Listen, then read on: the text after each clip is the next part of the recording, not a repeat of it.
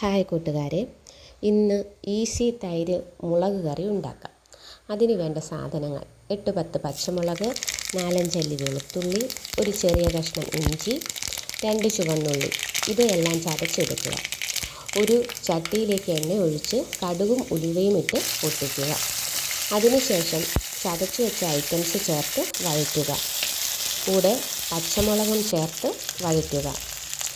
ആവശ്യത്തിന് ഉപ്പ്, മഞ്ഞൾപ്പൊടി, കുറച്ച് കായപ്പൊടി ചേർത്ത് വഴറ്റുക.